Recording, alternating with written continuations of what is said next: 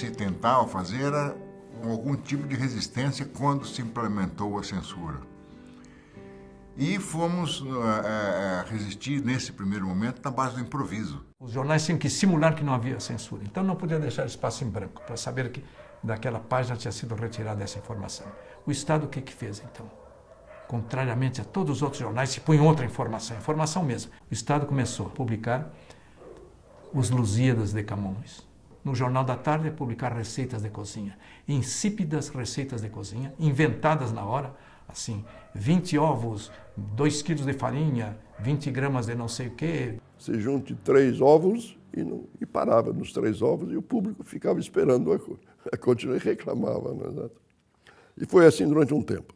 E aí uma sugestão feita pelo redator, que era o redator da Necrologia do Estado, e ele tinha uma seção de sinofilia de cães, Antônio Cavalho Mendes, sugeriu ao Júlio Mesquita Neto que fossem publicados os versos dos Lusíadas. O espaço censurado era um espaço fixo. Cabiam os versos do Camões, cabiam o que desse. E o público começou a telefonar, quem recebia os telefonemas era o Antônio Cavalho Mendes, estranhando que, de repente, se cortava um canto, uma parte do canto se cortava no meio. Eu acho que a gente deve ter publicado os Lusíadas umas 2 ou 3 vezes, pelo menos. Você vinha lendo a notícia, não é que a reportagem inteira era censurada, não. Você vinha lendo a notícia e aí, depois de uma vírgula, entrava um pedaço de uma receita. E aquilo era uma aberração. Né? Até que, em certo ponto, eles censuraram a foto, que era uma foto do Cirne Lima deixando o Palácio do Planalto. Aí, nessa hora, eu virei para o Oswaldo e falei, Oswaldo, agora é samba, né? Ele falou, é mesmo. Aí fomos para um caixote onde se recolhiam os clichês de anúncio e chafurdamos lá e achamos esse clichê que era um anúncio da Rádio Eldorado chamando para um programa Agora é Samba. E botamos na página, na primeira página, o Oliveiras aprovou e no dia seguinte o pessoal se assustou vendo aquele clichê completamente inusitado na primeira página do jornal. Foi um furor, né? Na primeira página do Estadão, que agora é samba, eles estavam entendendo o que era aquismo, mas na verdade foi por causa do censor. Não queria que saísse a legenda, e eu fui obrigado a tirar a legenda e a foto. Você burlava a censura assim, publicando coisas que pudessem chamar a atenção do público, mas que não estavam proibidas. Passava pelo censor. Um poema do Camões na primeira página. Mostrava para o leitor inteligente que alguma coisa havia ocorrido. É possível que boa parte do público não tivesse entendido. Mas, de qualquer maneira, nós marcamos a nossa posição. Porque não é possível que o povo seja tão ignorante que não vê aqueles poemas e via receitas, se não tinha alguma coisa atrás disso, que era um texto. Foi tirado o texto. Então, estava na cara que o jornal tinha sido censurado. A censura, durante os anos Médici, foi a pior possível, a mais execrável de todas, porque tudo era proibido. Pelo volume do índice do Estadão de censura, dá para ter uma noção do tamanho, da quantidade e da variedade de material censurado durante essa época. Era uma censura sobre fatos. Como me dizia um oficial do Exército, nós censuramos fatos que podem dar editorial. Mas a relação dos fatos censurados era realmente, às vezes, esdrúxula, não tinha o menor sentido. É que a censura não era só política. Primeiro havia, como a gente sabe, uma questão totalmente arbitrária, que ninguém nunca sabia o que passava pela cabeça do censor. De coisas que não tinham nada a ver, a gente falava, meu Deus, por que isso foi censurado? Né? Era o arbítrio. Quando se censura até a previsão do tempo, é sinal de que o país está numa coisa tenebrosa, só que falsamente vestida de tolice. Dependia do censor. Tinha um censor que considerava que ia censurar um monte de coisas, o outro, no dia seguinte, podia não censurar o que o outro tinha censurado no dia anterior. Era uma coisa absolutamente estranha. Por medo, por insegurança, o censor também pode cortar a mais ou cortar a menos. Então, nesse de cortar a mais, ele, por exemplo, pode extrapolar a própria ideia geral da censura. E aí, um dos censores tinha um medo desgraçado de que aprontassem outras coisas. Ele chamava Leonardo. Então, o nome Leonardo foi proibido. Não saía o nome Leonardo no O Estado de São Paulo. O pintor renascentista era Da Vinci. Não podia sair Leonardo, ponto. Porque ele achava que iam dar um jeito de fazer brincadeira com ele. Era muito engraçado isso. Então, os leitores eram privados de saber do que estava acontecendo na cidade, no país, no mundo, porque a ditadura não permitia. Ela tinha assuntos proibidos, assuntos e temas que eles não gostavam que fossem apresentados à população. Surto de meningite. Morreu gente como o diabo no país inteiro, em São Paulo principalmente. Pois bem, era proibido dizer quantas pessoas tinham morrido naquele dia, ou no dia, na véspera, no dia anterior. A gente sabia que tinha crise. Minha irmã trabalhava nas clínicas. O jornal não podia dar. O jornal não podia publicar. Oficialmente não existia meningite. O jornal tinha informações, né, por fontes de médicos e tudo, mas isso era absolutamente negado pelo governo, porque não podia ter meningite no país maravilhoso, né, do ame ou deixo. Você precisava alertar a população, cuidados e tal. E a censura não queria que se dissesse que tinha meningite, para evitar tumulto, para evitar pânico na população. Como é que você não pode, né, avisar as pessoas que está tendo um surto de uma doença desse tipo na cidade onde você mora, onde você imprime o seu jornal? Quer dizer, não é para deixar ninguém com medo, é para as pessoas tomarem cuidado, ou se for o caso, se vacinarem. E por aí vai, quer dizer, não há critério. Isso mostra o estado de coisas a que chegamos. Até notícias sobre uma epidemia que atingia a população era considerada um assunto de segurança nacional.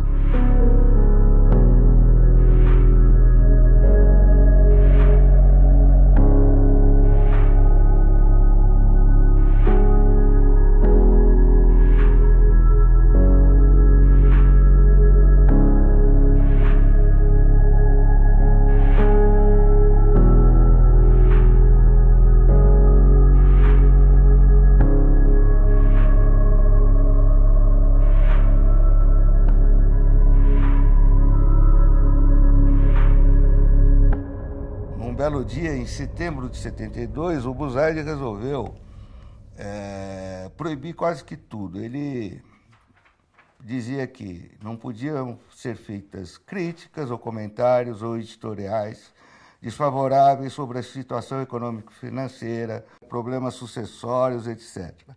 As ordens atingiam quaisquer pessoas, inclusive as que já foram ministros de estados ou ocuparam altas posições ou funções em quaisquer atividades públicas. Um belo dia, a censura resolveu proibir que o jornal divulgasse um noticiário a respeito da demissão do ministro Cirne Lima, que era o ministro da Agricultura, que tinha tido uma disputa qualquer com o ministro Delfim Neto. Não teve censura nenhuma. O Estadão publicou errado, que tinha havido uma briga. Nunca teve rixa pessoal com ninguém. A divergência de opinião, isso é outra coisa. Ele se sentiu incomodado e foi embora. E foi embora com dignidade, não teve briga nenhuma. O jornal tinha informação, dava, além do texto, dava uma foto dele entrando no avião em Brasília, etc. E o censor cortou a matéria. A matéria estava aparentemente liberada. E eu recebo a informação de que não posso publicar a demissão do ministro. Absurdo, não é uma coisa... O ministro Cirne Lima, como se sabe, brigou com o Delfim Neto, pegou um avião da Força Aérea, colocou todos os assessores, os gaúchos, dentro do avião, e o avião, por algum motivo, tinha que parar em São Paulo. Eu peguei a página censurada e a página sem censura, fui para Congonhas É por isso que eu digo, hoje em dia jamais faria isso. Em Congonhas entrei tranquilamente na pista, cheguei até a escada, o ministro estava conversando na beira da escada enquanto o avião era reabastecido e disse, olha, ministro, como que é a coisa? Vocês vão para Porto Alegre, algum plano e tal? Não. O que eu quero saber, Bebeto, é o que o Estadão está publicando a respeito da minha demissão. Eu, infelizmente, o Estadão não está publicando nada porque está sob censura. Eu até trouxe a página com a notícia, mas é a notícia que não vai circular. Ele disse, então me deixa ver isso. Não, ministro, o senhor me deixa ir consigo e com a sua turma para Porto Alegre. Não, mas não pode, porque o avião... Ministro, a página está aqui, me deixa entrar nesse avião. E ele cedeu. Fui até Porto Alegre com o ministro, ele estava magoadíssimo com o presidente Emílio Garrastazu Médici, e soltou todas as mágoas, tudo o que ele via de errado no governo, que tinha deixado de ser um governo revolucionário, como tinha se anunciado, e se tornado uma ditadura. E eu peguei uma das melhores matérias da minha vida. Fiquei eufórico. Cheguei em São Paulo, o jornal não tinha publicado uma única linha. Qual não foi a surpresa nossa? Porque no mesmo dia, no dia seguinte, todos os demais jornais brasileiros, todos, sem exceção de nenhum, divulgaram essa demissão, comentaram a demissão, falaram do ministro Delfim, falaram da disputa entre eles. Enfim, o assunto foi largamente coberto pela imprensa brasileira, menos pelo Estado de São Paulo e pelo Jornal da Tarde. Por uma perseguição da ditadura, nós éramos proibidos de publicar notícias que a imprensa concorrente tinha toda a liberdade de divulgar.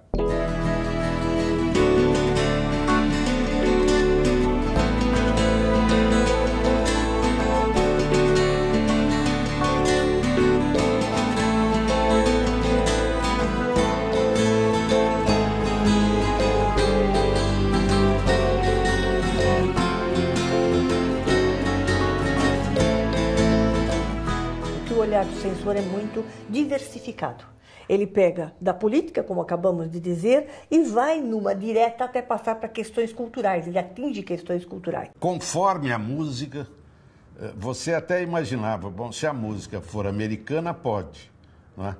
Se a música for latino-americana, não pode, porque talvez ela seja cubana. Você vivia este FEBEAPA, esse festival, não é, da estupidez. Em 19 de julho de 73, por exemplo, a gente tem a notícia da volta do Geraldo Vandré ao país, depois de alguns anos no exílio. Ele foi um dos mais notórios perseguidos pela ditadura militar, o autor de Para Não Dizer Que Não Falei das Flores, conhecida como Caminhando e Cantando, né, uma música de protesto emblemática da época. E quando ele voltou ao Brasil, o Estadão noticiou, mas o censor proibiu, e aqui foi publicado um poema de Camões no lugar dessa notícia.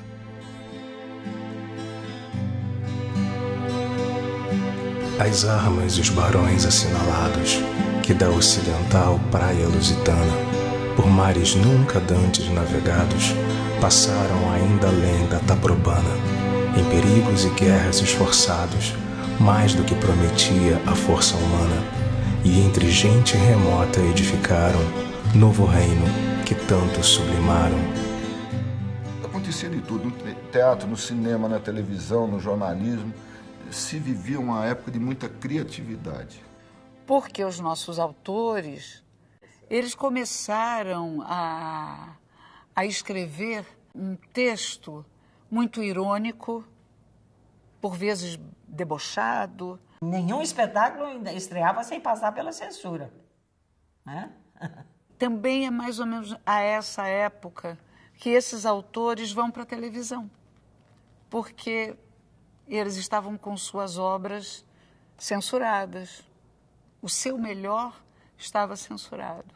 Nessa época, Cassiano Campos Mendes, esse brilhante diretor que foi o primeiro diretor artístico da televisão no país e fantástico, ele recebeu uma orientação de tirar a Beth da novela, porque ela estava em liberdade condicional nessa época.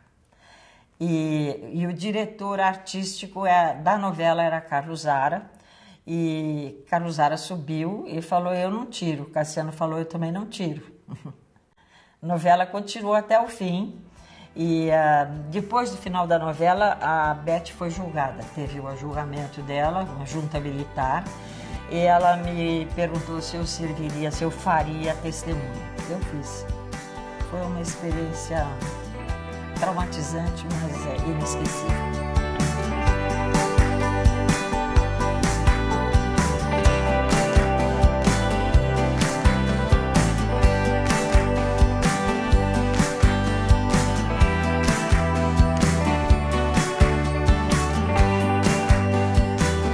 Nunca houve censura impressa na área econômica. Isso é importante que a gente diga. Tanto é verdade que os comentaristas políticos passaram a ser comentaristas econômicos, porque era o único lugar onde podia obter alguma informação. Mas a gente sabia quando a censura vinha e cortava matérias. Isso circulava na relação, principalmente na área econômica, nas questões de inflação. Isso era uma coisa que criava eu me lembro que criava um burburinho nas redações. Olha, hoje fomos censurados, a gente sabia. Era proibido denegrir o milagre brasileiro. Então, até o ministro Delfim Neto, todo poderoso, contribuía com sugestões para a censura. Todo poderoso é também por conta da oposição. Eles não conhecem o poder que eu não tinha. Então, toda e qualquer crítica a matérias de caráter econômico, que, por exemplo, mostrem que esse milagre não é tão milagroso assim, afinal de contas, talvez não estejamos vivendo no melhor dos mundos, vão ser brutalmente censurados. Essa ideia de milagre econômico é uma das coisas mais ridículas. Nunca houve milagre coisa nenhuma. O Brasil cresceu durante 35 anos, 7,5%, porque os brasileiros trabalharam, em vez de fazer fofoca. Que aquilo era tudo falso, era uma propaganda falsa. Não havia milagre brasileiro nenhum. O que havia era censura e prepotência. Os ministros, todos os altos funcionários, eles gastavam dinheiro a rodo, sabe, com jatinhos, com avião alugado, mordomia. Essa palavra era uma rubrica do Diário Oficial, né? O dinheiro corria a rodo, na época do milagre, né? E não havia controle nenhum. Por quê? Porque a imprensa não podia denunciar nada. O que se pode criticar é o seguinte, a distribuição era ruim, mas era mantida constante. Mas isso é perfeitamente aceitável e eu acho que é assim que você vai ler as estatísticas, vai ver que é isso mesmo. Escrevi um artigo sobre o falso milagre brasileiro. E a matéria vai para São Paulo, não vai haver mais censura.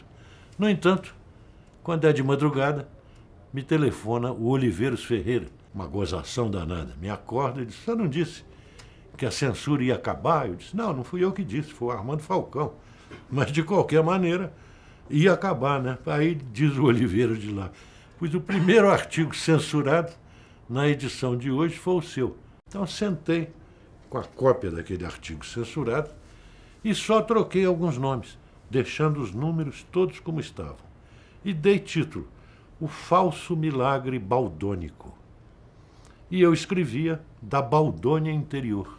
O artigo bate lá em São Paulo e o censor de plantão lá olha assim com aquela cara de inteligência, porque todo censor é burro, mas quer parecer inteligente. Então o censor diz, até que enfim, esse Carlos Chagas resolveu escrever sobre política externa. Pode publicar.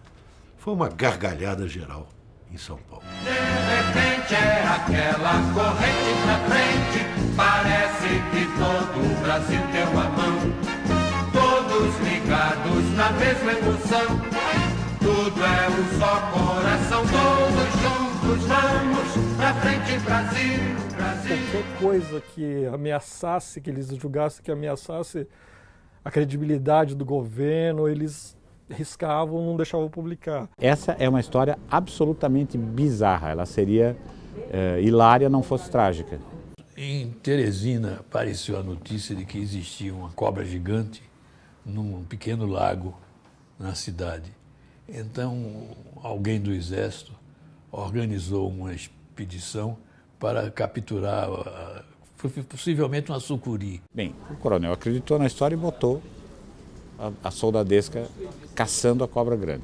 O Alberoni, que vinha de uma família de escritores, talentosos, de jornalistas, fez um texto absolutamente delicioso a respeito da caça à cobra grande.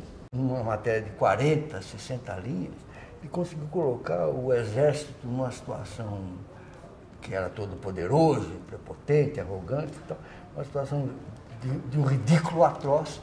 Esvaziaram o lago e não encontraram a cobra. Ou seja, quando o sujeito percebeu que estava sendo exposto ao ridículo, né, a reação foi o máximo de força, né? E ele foi preso, apanhou e acabou sendo mais um desses casos em que ele foi solto para ser morto.